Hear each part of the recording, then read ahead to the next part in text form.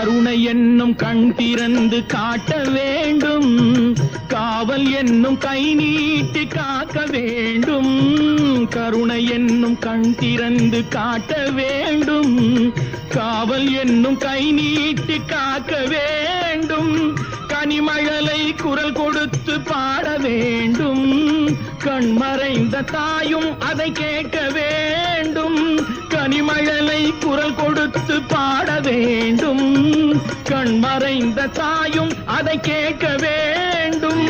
கவலைகளை உன்னிடத்தில் தந்தேன் கண்ணா, கருணையே